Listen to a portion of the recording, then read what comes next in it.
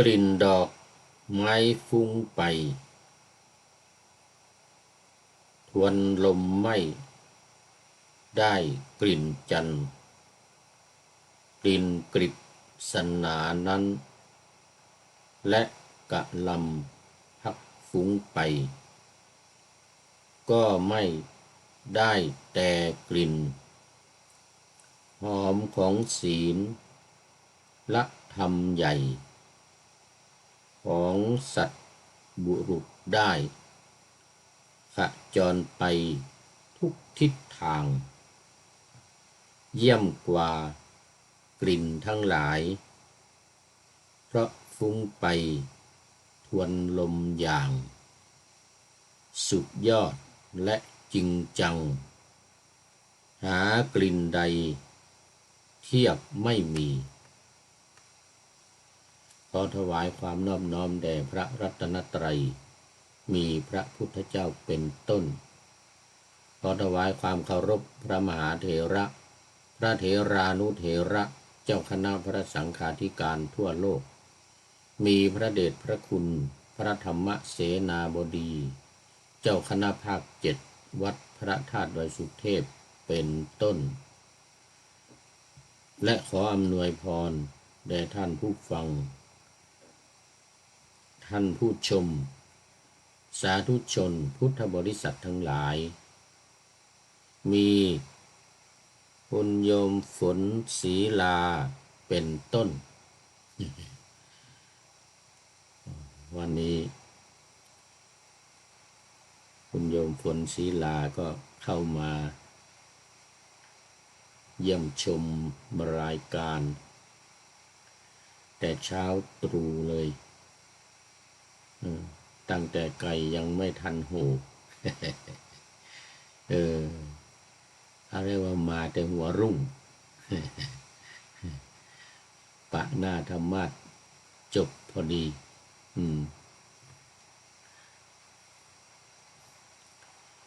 วันนี้รายการธรรมทัศน์ของวัดพระธาตุดอยสุเทพออกอากาศทางสถานีวิทยุวปท2จังหวัดเชียงใหม่มีร้อยเอกจำนงปัญญาวัฒโนเป็นหัวหน้าสถานีและอาตมาภาพพระครูปริยัติยานุศาสตร์เป็นผู้บรรยายเป็นประจำทุกวันเวลา7:30 นาทีไปจนถึง8 นาฬิกาวันนี้ก็ยังเหมือนเดิมบันทึกเสียงล่วงหน้ามาจากวัดพระธาตุดอยสุเทพเยอรมนีเขตฮินชึนบากเมืองซีเกนหรือจังหวัดซีเกนประเทศเยอรมนี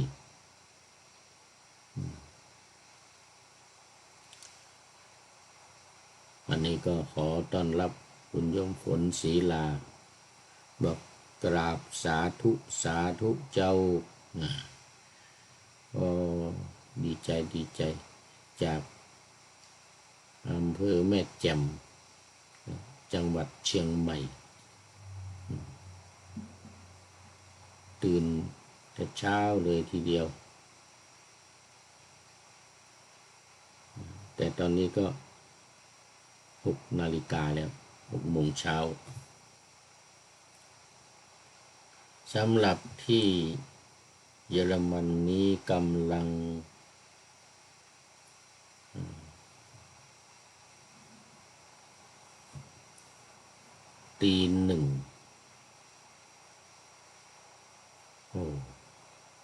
ดึกเหมือนกันวันนี้เพราะว่าต้องตุนรายการเผื่อไว้วันมะรืนมะเรื่องเพราะว่าไม่ได้อยู่วันพรุ่งนี้จะได้ไปร่วมงาน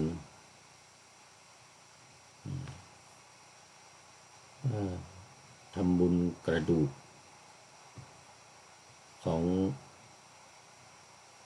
โยมเวียนนาสามีของ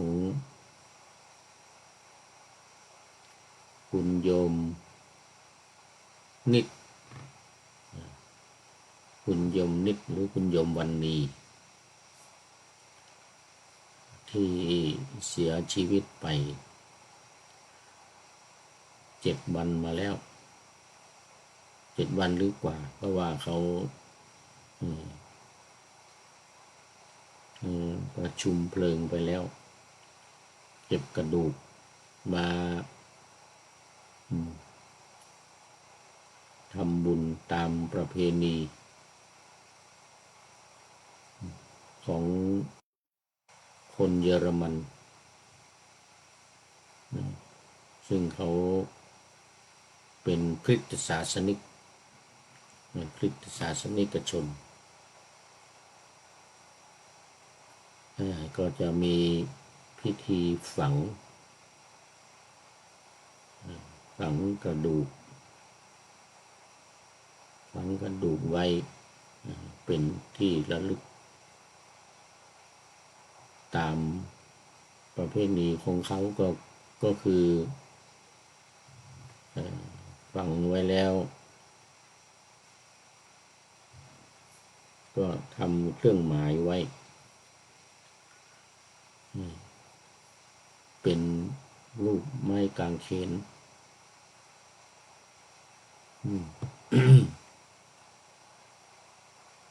รอไปจนถึงวันสิ้นโลกเมื่อวันสิ้นโลกแล้วนี่ก็พระเจ้าจะมาเรียกขึ้นมาแล้วตัดสินว่าใครจะได้ไปสวรรค์ไปอยู่กับพระเจ้าบนแผ่นดินสวรรค์หรือจะไปนรกนี่ขึ้นอยู่กับความเชื่อในพระเจ้าหรือไม่เชื่อถ้ามีความเชื่อในพระเจ้า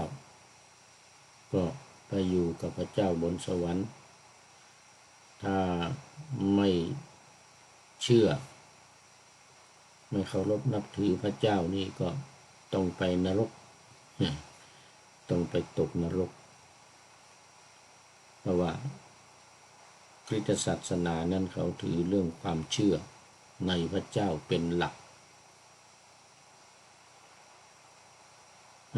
ตามหลักการของศาสนาก็คือพระเจ้าเนี่ยเป็นผู้ไถ่บาปมีตอนวันสิ้นโลกพระผู้เป็นเจ้าก็จะมาไถ่บาปของคนแต่อยู่ที่ความเชื่อนะถ้าใครเชื่อก็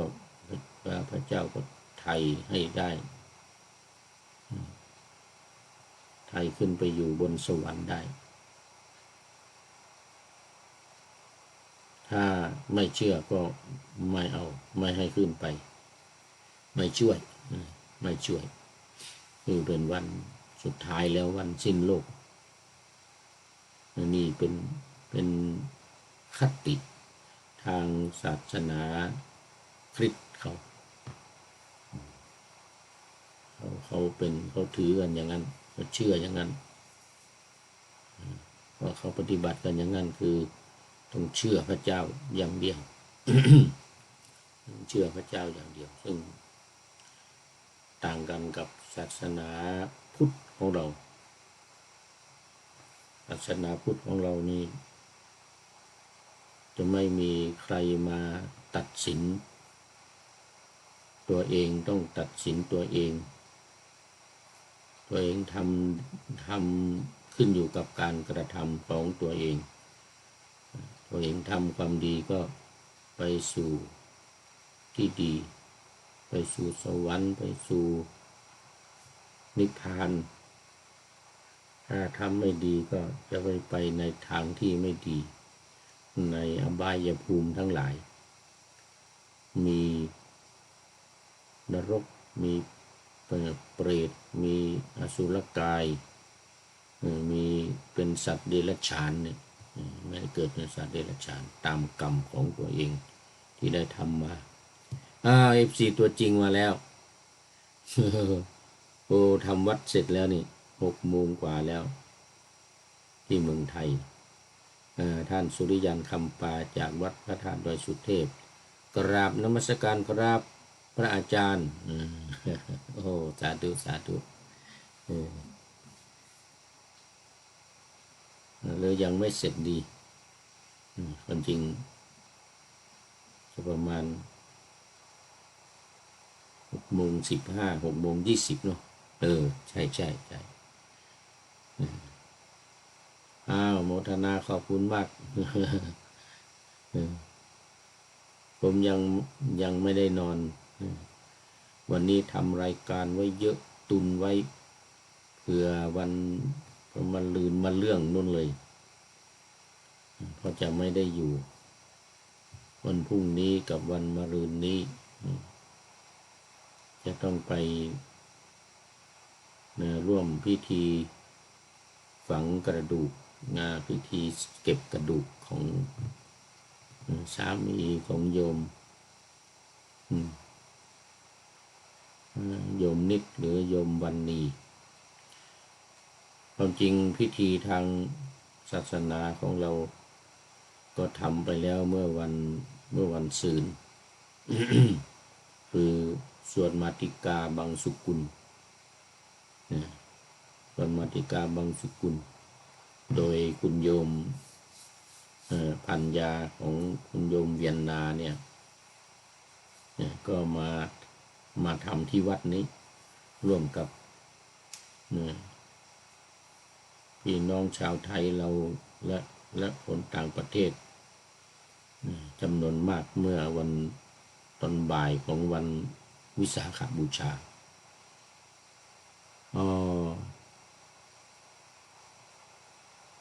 FC ตัวจริงบอกว่าแจ้งกำหนดการสวดพระอภิธรรมพระมหาวิษณุอดีตเจ้าอาวาสวัดเจ็ดลินวันที่13ถึงวันที่17พฤษภาคม2568วันอาทิตย์ที่18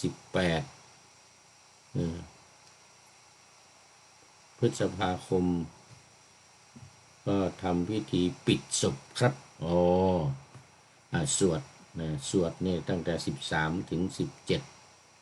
13 14 15 16 17สวด5 วันแล้วก็5 คืนแล้วก็วันที่18ปิดศพเนี่ยผมก็ได้ประชาสัมพันธ์ไปเมื่อรายการก่อนวันนี้จัดหลายรายการหลายตอนตุนไว้เนื่องจากว่าเกิดราศีตุลเกิดเดือนตุลาก็เลยเกิดราศีตุลตุนรายการไว้สัญญาณอินเทอร์เน็ตพระอาจารย์ขาดหายนะครับโอ้ต้องขออภัยตอนเย็นก็เป็นอย่างนี้ทีหนึ่งนะตอนเย็นแต่ว่าเดี๋ยวสักประเดี๋ยวก็ดีละสักประเดี๋ยวก็ดีพยายามพูดดังๆหน่อย เนื่องจากว่าอินเทอร์เน็ตมันอยู่ไกลก็ไม่ไกลอยู่ชั้นบนแต่มันคงจะมายากหน่อยมายากหน่อยถ้าจัดอยู่ในห้องข้างบนห้องพระเดชพระคุณหลวงพ่อห้องพระธรรมเสนาบดีนะโอ้แจ๋วเลยไม่ขาดไม่หายเสียงไม่ขาดไม่หายภาพไม่ขาดไม่หายอันนี้รู้สึกว่าภาพจะเลอะด้วยนี่เห็นนกไม่กระดุกกระดิกเลยเนี่ยฉากหลังวันนี้เป็นนก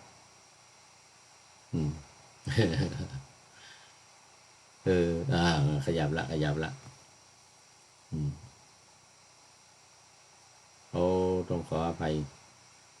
นี่ภาพขยับแล้วนกขยับแล้ว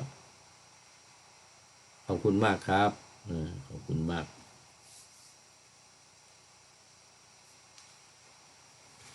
เดี๋ยวมันขยับหน่อย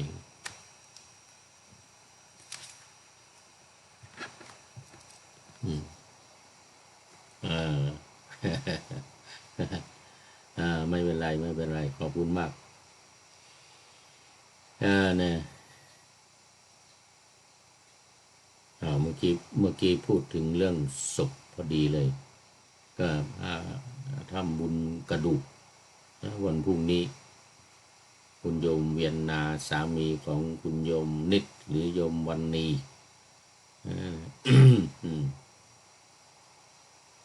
แล้วก็มีนะFC ตัวจริงบอกมาอีกเรื่องย้ำเข้ามาเรื่องของกำหนดการสวดอภิธรรม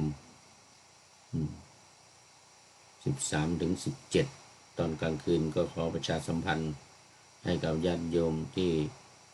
รับฟังได้รู้โดยทั่วถึงกันแล้วก็ไปร่วมกันฟังเทศฟังสวดตามประเพณีกันต่อไปเป็นไงบ้างเสียงดีบ้างหรือยังเสียงขาดหายบ้าง แต่ว่าที่บันทึกเสียงไปด้วยเนี่ยมันไม่ขาดอันนั้นเสียงไม่ขาดก็หลังจากที่บันทึกเสร็จนี่ก็ไลฟ์สดนี่เสร็จก็เอาเสียงมาตัดต่ออะไรเรียบร้อยนี่จะดีจะไม่ขาดหายเสียงไม่ขาดหายคราวนี้ก็เข้ามาสู่เนื้อหาสาระของรายการในวันนี้เป็นวันสุดท้ายแล้วเรื่องนี้แค่2 วันเองซึ่งอยู่ใน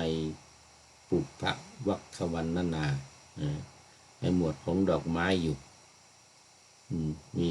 มีอยู่หลายเรื่องวันนี้เป็นเรื่อง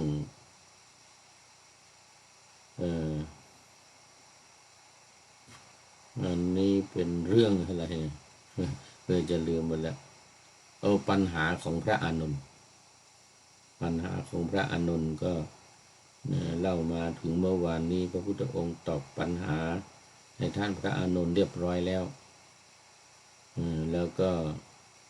วันนี้จะได้มาต่อทบทวนอีกหน่อยปัญหาก็คือว่าท่านพระอานนท์ก็กราบทูลถามพระพุทธองค์ว่าที่พระพุทธองค์ตรัส